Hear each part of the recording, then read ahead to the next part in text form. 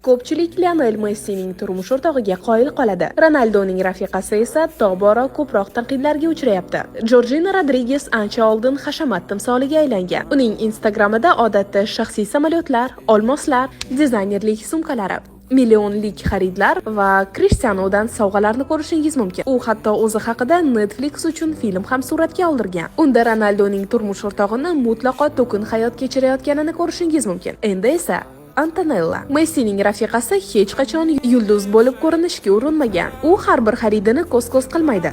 Antonellani e'tibor ortidan quvadiganlar ro'yxatidan topa olmaysiz. Ijtimoiy tarmoqlardagi sahifalarida esa oilasi, farzandlari va turmush o'rtog'i bilan birga bo'lgan lahzalarni ko'rishingiz mumkin. U tribunada Messi futbolkasida o'tiradi. Eriga esa jurnal muqovalaridagi ayollardek emas, balki oddiy rafiqadek qayg'uradi. Antonellani ko'pincha supermarketlarda ko'rishingiz mumkin. Antonellaga supermarketlarda duch kelsangiz, hayron qolmang. Ular Messi bilan oddiy er-xotin kabi ro'zg'or qilishadi. Aynan mana shu kamtarlik uni boshqa ayollardan ajratib turadi. Antonellada muxlislar hech qanday shov-shuvlarsiz shunchaki samimiy turmush o'rtoqni ko'rishadi. Biri ikonik qiyofa yaratayotgan bo'lsa, ikkinchisi shunchaki oilasini tanlagan. Shuning uchun izohlarda Jorjinaga ko'pchilik Antonelladan o'rnak olish kerakligi haqida yozishadi.